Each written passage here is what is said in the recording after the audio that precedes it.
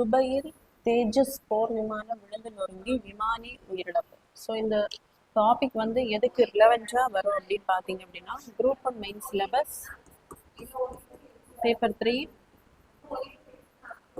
Science and டெக்னாலஜியில் டிஆர்டிஓவில் வந்து வரும். ஸோ இந்த விங் கமாண்டர் அப்படிங்கிற அந்த அஃபிஷியல் ரேங்க்ஸ் பார்த்தோம் அப்படின்னா, முதலாவதாக ஏர்ஃபோர்ஸில் இருக்கக்கூடிய அந்த ஹை அஃபிஷியல் பார்த்தோம் அப்படின்னா, ஃபஸ்ட்டு மார்ஷல் ஆஃப்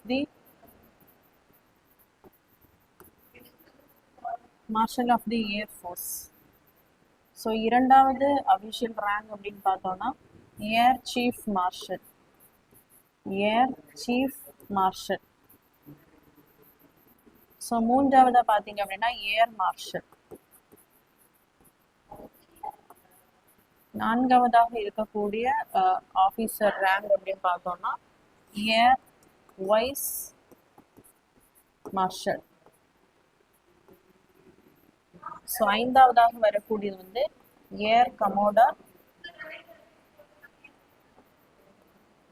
கமோடர். ஆறாவதாக வரக்கூடியது குரூப் கேப்டன். ஏழாவதாக வரக்கூடியது விங்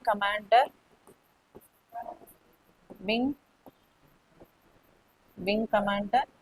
எட்டாவதாக வரக்கூடியது ஸ்குவாட்ரான் லீடர். ஸோ ஒன்பதாவது வரக்கூடியது லியூட்டினன்ட்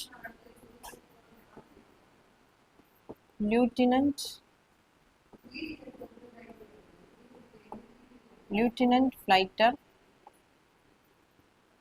ஸோ பத்தாவது வந்து ஃப்ளையிங் ஆஃபீஸர். ஸோ ஏர்ஃபோர்ஸில் இருக்கக்கூடிய அந்த அஃபிஷியல் ரேங்க்ஸ் வந்து இந்த மாதிரி தான் இருக்கும். ஸோ இதில் ஏழாவதாக இருக்கக்கூடியது தான் விங் கமாண்டர் அப்படின்ற அஃபிஷியல் ரேங்கு. ஸோ அதில் இருக்கிறவர் தான் இந்த தேஜஸ் போர் விமானம் வந்து விழுந்த நொறுங்கி அதில் வந்து இறந்து போயிருக்காரு. ஸோ இது பார்த்தீங்க அப்படின்னா 1984 தான் உள்நாட்டில் தேஜஸ் போர் விமானம் உருவாக்க திட்டம் வந்து தொடங்கப்பட்டிருக்கும். 2016 பார்த்தீங்க அப்படின்னா விமானப்படையுடன் இணைக்கப்பட்டிருக்கும்.